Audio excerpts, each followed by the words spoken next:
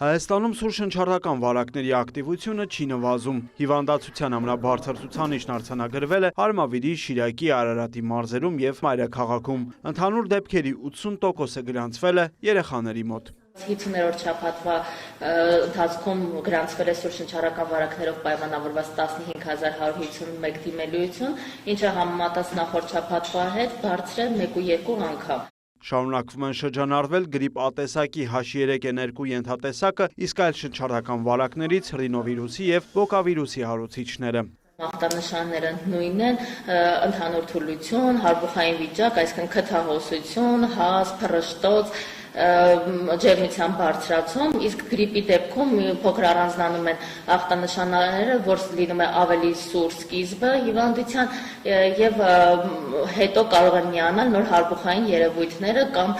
ոչ եւ նաեւ ջերմությունն ավելի բարձր լինում եւ հաճախ լինում է ոչ կառավարելի։ Ավելացել է նաև թոքաբորբո բուժառուների թիվը։ Վերջին շաբաթվա ընթացքում առողջության առաջնային պահպանման օղակ դիմել է 937 բուժառու, ինչը նախորդ շաբաթվա համեմատ ավելի է 1.3 անգամ։ Խոցելի խումբը կրկին 0-ից 18 տարեկաններն են։ Ընդհանուր առմամբ հոսպիտալացվել է 1055 մարդ, մասնագետները հորդորում են պատվաստվել եւ ժամանակին դիմել բժշկի։ Շրջանառում է H3N2 գրիպի ենթատեսակը, իսկ պատվաստանյութի բաղադրության մեջ հենց ներառված է նաև այս ենթատեսակը եւ հետեւաբար պատվաստվելով կանխարգելում ենք առնվազն այս ենթատեսակը։ Բժշկական կենտրոնները դեռ մինչև վարակների սեզոնի մեկնարկն արդեն ապահովված էին անհրաժեշտ պատվաստանյութերով։ Առողջապահության նախարարությունն էլ հորդորել էր հատկապես խոցելի խմբերին նախապես պատվաստվել։ Ռիսկի խմբերն են 6 ամսեկանից 5 տարեկան երեխաները, հղիները, ուղեկցող հիվանդություններ ունեցող անձինք,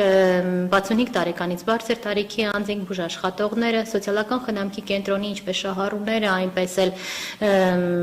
աշխատակիցները, զինծառայողները։ Մարդիկ սկսել են ավելի շատ վստահել պատվաստումներին, այս տարի արդեն 171 հազար դեղաչափ պատվաստում է իրականացվել, ինչը նախորդ տարվա համեմատ ավելի է մոտ 37 հազարով։ Այն քաղաքացիները, որոնք նախորդ սեզոններին պատվաստել են, այս տարի նույնպես գերադասել են պատվաստվել, որովհետև զգացել են, որ պատվաստումով առնվազն նվազեցնում են ծանր դեպքերի առաջացումը։ Պատվաստվել կարելի է նաև հիմա, ասում է հիվանդությունների վերահսկման եւ կանխարգելման ազգային կենտրոնի ներկայացուցիչը։ Ուրիր Մկրտչյան, լուրեր։